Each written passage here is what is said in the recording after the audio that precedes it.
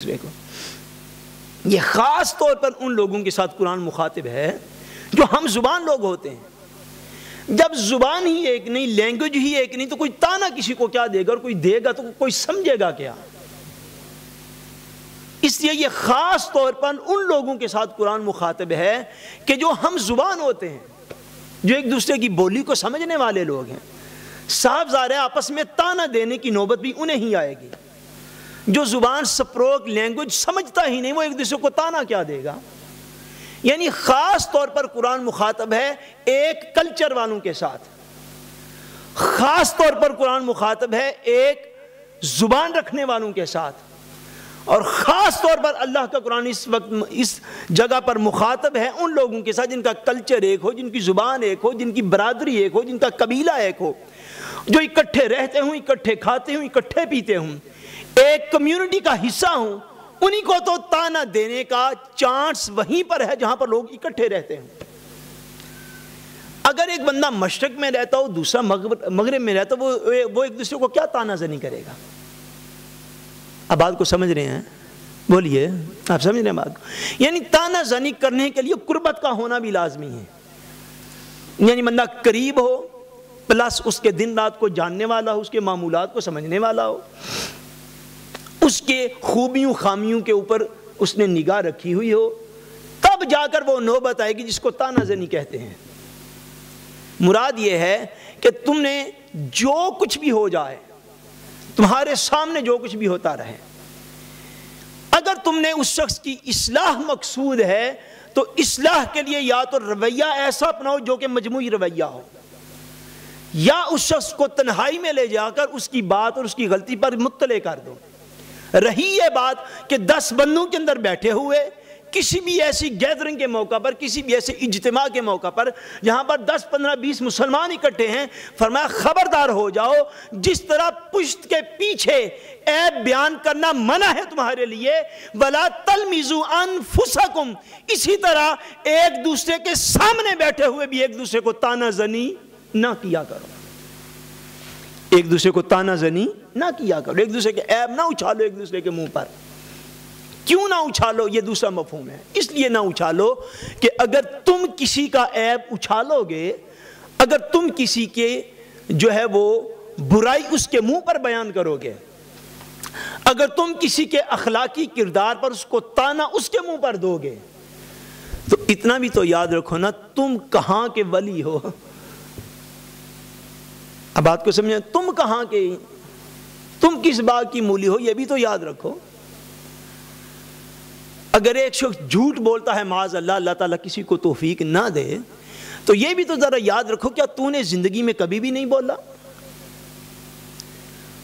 اس کو جو تانا دے رہے ہو، بھائی تم بڑا بخیل ہے یار، اول درجے دا تو کنجوس آدمی ہے، اس کو جو کنجوسی کا تانا دے رہے ہو، کیا تم زندگی میں کبھی بھی کنجوس نہ تھے؟ اس کو جو کہہ رہے ہو تیرے اندر یہ بھی برائی ہے، یہ بھی برائی ہے، یہ بھی برائی ہے، اس کی جو انسلٹ کر رہے ہو ساری دنیا کے سامنے، کیا تیرے اندر کوئی بھی برائی نہیں پائی جاتی؟ اس کو فرمایا وَلَا تَلْمِزُوا أَنفُسَكُمْ، ایک دوسرے کے عیب اور ایک دوسرے کو تانا زنی نہ کرو۔ اس لیے جس طرح نبی کریم صلی اللہ علیہ وسلم نے ایک مقام پر حدیث پاک میں ارشاد فرمایا، حضور صلی اللہ علیہ وسلم نے فرمایا کہ کبیرہ گناہوں میں سے بڑا گناہ ان من اکبر الکبائر، حدیث پاک کے لفظ ہیں، فرمایا کبیرہ گناہوں میں سے بھی بہت بڑا کبیرہ گناہ یہ ہے کہ کوئی شخص اپنے ماں باپ کو گالی دے، کوئی شخص اپنے والدین کو گالی دے۔ فرمایا جو کبیرہ گناہ ہوتے ان میں سے بھی کبیرہ گناہ یہ ہے۔ صحابہ کرام حیران ہو گئے، عرض کی یا رسول اللہ، بولیے نا صلی اللہ علیہ وسلم، عرض کی یا رسول اللہ صلی اللہ علیہ وسلم، کیا ایسا پاسبل ہے، کیا ایسا ممکن ہے کہ کوئی شخص اپنے والدین کو ہی گالی دے ڈالے؟ کوئی اتنا بھی بدبخت ہوتا ہے کیا دنیا میں؟ حضور نے فرمایا ہاں ایسا بھی ہوتا ہے۔ اس طرح حضور نے فرمایا اس طرح ہوتا ہے کہ اگر اس شخص نے کسی کے باپ کو گالی دی تو اس نے جواباً اس کے باپ کو گالی دی، اگر اس نے کسی کی ماں کو گالی دی تو اس نے جواباً اس کی ماں کو گالی دی۔ فرمایا یہ وہ طریقہ ہے جس طریقے کی بنا پر انسان اپنے والدین کو گالی دیتا ہے، کہ جب تو کسی کے ماں باپ کو برا بلا کہے گا تو تیرے کو بھی برا بلا کہا جائے گا، بے شک وہ مصلی کے محافظ کیوں نہ ہو، بے شک وہ تہجد گزار کیوں نہ ہو۔ جب تو کسی کو تانا دے گا میری جان تو تجھے تانا جواباً ضرور ملے گا۔ اردو میں کہا جاتا ہے کہ شیشے کے گھر میں بیٹھ کر کسی کے اوپر پتھر نہیں پھینکا کرتے، شیشے کے گھر میں بیٹھے ہوں تو کسی کے اوپر پتھر نہیں پھینکتے، اس لیے کہ اگر آپ پتھر پھینکیں گے تو وہ بھی جواباً پتھر ہی پھینکے گا، پھول تو نہیں پھینکے گا آپ کے اوپر۔ انسانی معاشرہ ہے اور بنانے والا جیسے انسان کی فطرت کو جانتا ہے اور تو کوئی جان نہیں سکتا۔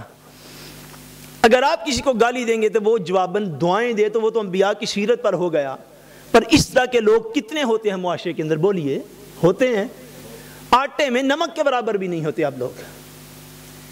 اگر آپ کسی کا جو ہے وہ عیب بیان کریں گے تو وہ کوئی آپ کو مٹھائیوں کے تحفے تو نہیں دے گا، امام اعظم علیہ رحمت کی طرح۔ اب کتنے ہیں جو امام اعظم کی سیرت پر عمل پیرا ہیں؟ ہماری تو جھوٹی مصنوعی غیرتیں ہیں جن کے اوپر ہم بیٹھے ہیں۔ امام اعظم رحمۃ اللہ تعالیٰ علیہ کے معمولات میں سے ملتا ہے کہ امام اعظم علیہ رحمت کو جب کسی بندے نے خبر دینی کہ فلاں شخص نے آپ کی غیبت کی ہے، فلاں شخص نے کیا کیا؟ آپ کی غیبت کی ہے، آپ کو برا بھلا کہا ہے، فلاں مجلس کے اندر بیٹھ کر اس نے آپ کا کوئی عیب بیان کیا، نکتہ چینی کی ہے آپ پر۔ امام اعظم کو پتہ چلتا تو امام اعظم رحمۃ اللہ تعالیٰ علیہ شام کو جب پتہ چلتا یا صبح پتہ چلتا تو شام کو اس شخص کے گھر میں اپنی طرف سے مٹھائی کا تحفہ دے کر بھیجتے ہیں۔ کیا کرتے؟ مٹھائی کا تحفہ دے کر بھیجتے ہیں، مٹھائی بنواتے، اس کے گھر کسی خادم کے گھر، کسی مقتدی، کسی شاگرد کے ہاتھ میں اس کے گھر بھیج دیتے، ساتھ پیغام دیتے ہیں۔ پیغام یہ دیتے، فرماتے کہ یہ امام اعظم ابو حنیفہ کی طرف سے مٹھائی آئی ہے، اور وہ پیغام یہ دیتے ہیں کہ آپ کا بہت شکریہ، اس گئے گزرے دور میں کون شخص ہے جو اپنی نیکی کسی کو دیتا ہے؟ آپ نے میری غیبت کی، میرا گیلا کیا، میرے اوپر نکتہ چینی کی، میری عیب جوئی کی، تو آپ نے سارا دن میں جو نیکیاں کی وہ اللہ تبارک و تعالیٰ نے آپ کے اکاؤنٹ سے اوور فیور کر کے میرے اکاؤنٹ میں منتقل کر دی۔ تو آپ کی نیکیاں چونکہ مجھے مل گئی، میں اس نیکی پر، یہ دور کون سا ہے کوئی بندہ نیکی کرے کسی کے ساتھ، میں اس نیکی پر کہ آپ کی نیکی بھی مجھے مل گئی، میں آپ کا شکریہ ادا کرتا ہوں اور یہ مٹھائی کا تحفہ آپ کو بھیجتا ہوں، کیونکہ کوئی بھی شخص کسی کے اوپر اتنی نیکی نہیں کرتا۔ اب اس کردار کے لوگ کہاں سے ملیں گے؟ کہاں سے ایسے لوگ آئیں گے جو گالیاں سن کر دعائیں دینے والے ہوں؟ کہاں سے ایسے لوگ معاشرے میں رہ گئے ہیں کہ جن کے اوپر طعنہ زنی کی جائے، عیب جوئی کی جائے، گلا غیبت کیا جائے اور وہ جواب میں دعائیں دے کر وہاں سے اٹھ جائے؟ کہاں سے ہیں ایسے لوگ؟ ملیں گے آپ کو۔ اس لیے نارملی جو لوگوں کا رویہ ہوتا ہے نا، بالعموم جو رویہ ہوتا ہے، دین عام احکام اسی لیول سے بیان کرتا ہے۔ فرمایا کہ اگر تم کسی کو گالی دو گے، کسی کے ماں باپ کو گالی دو گے تو جواباً تمہارے ماں باپ کو بھی گالی دی جائے گی۔